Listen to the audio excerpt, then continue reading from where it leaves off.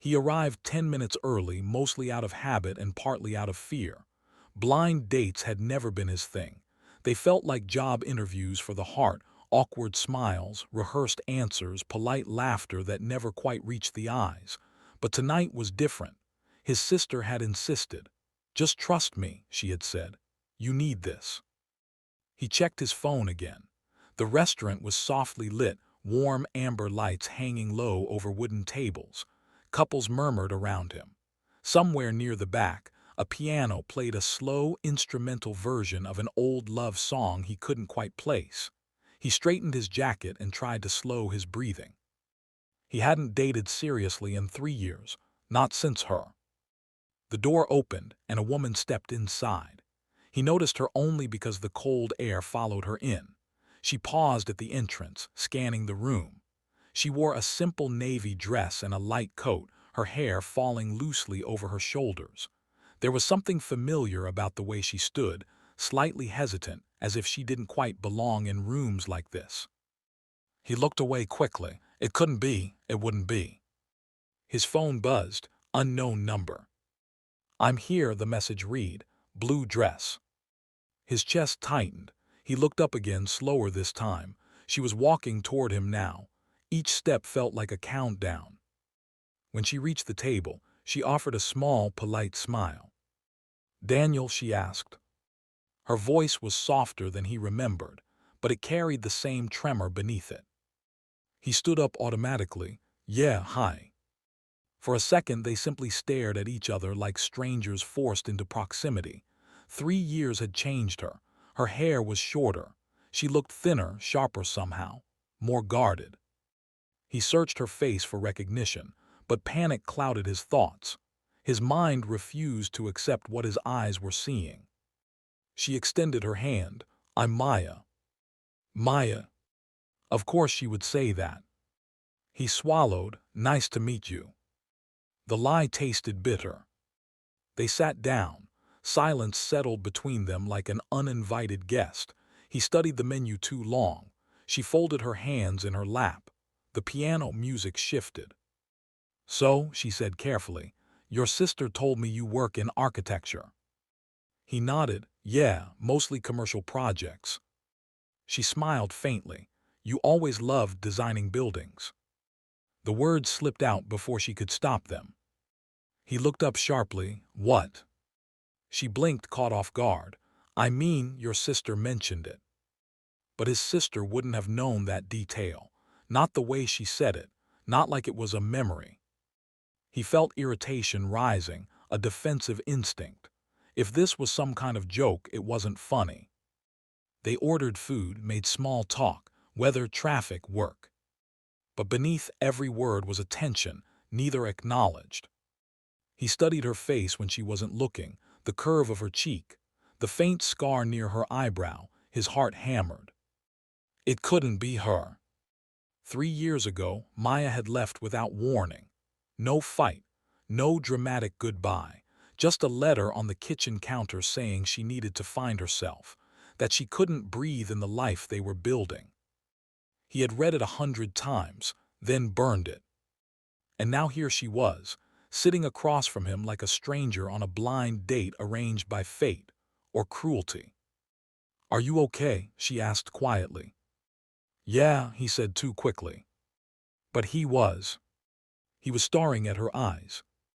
That was when it happened. She looked up fully, directly into him. Not at him, into him. And everything else disappeared. The restaurant noise faded. The piano became distant. Time slowed to a fragile, suspended second. Her eyes were the same, deep brown with flecks of gold that caught the light, eyes that had once watched him fall asleep, eyes that had filled with tears the night she left.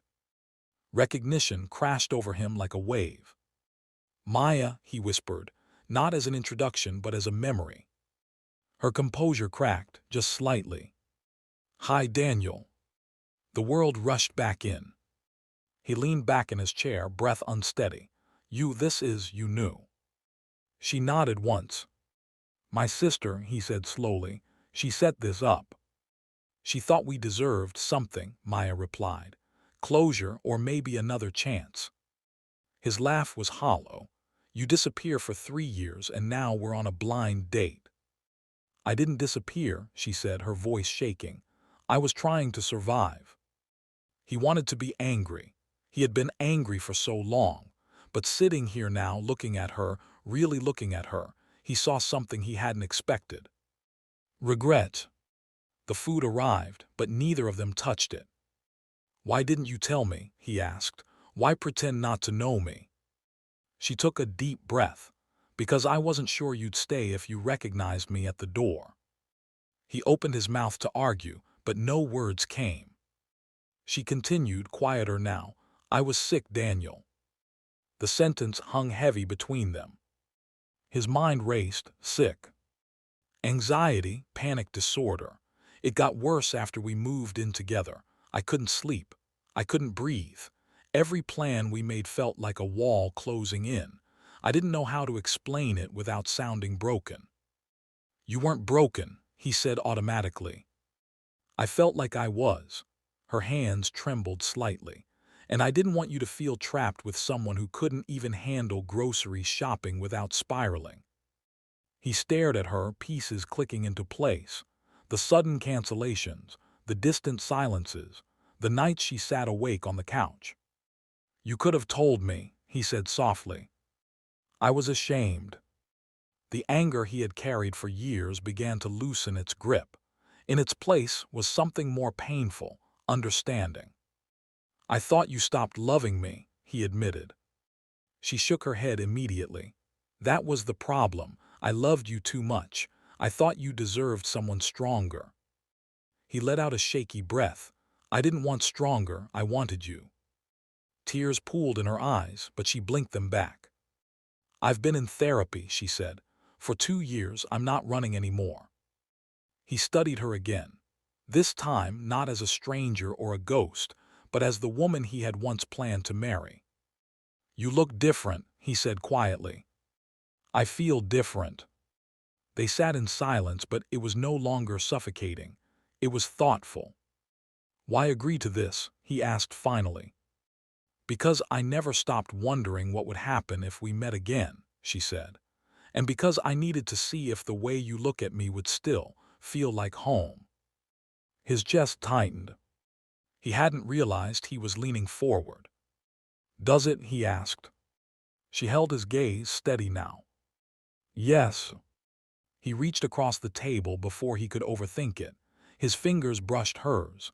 She flinched at first, then relaxed. It wasn't fireworks. It wasn't cinematic. It was familiar. Outside, rain began to fall softly against the windows.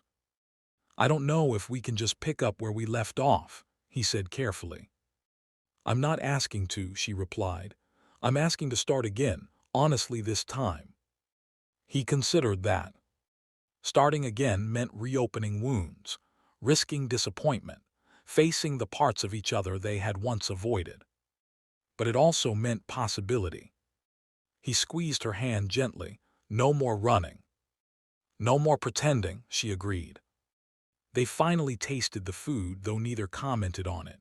They talked, really talked, about therapy sessions and architecture projects, about the loneliness that had followed both of them, about the small, ordinary moments they had missed.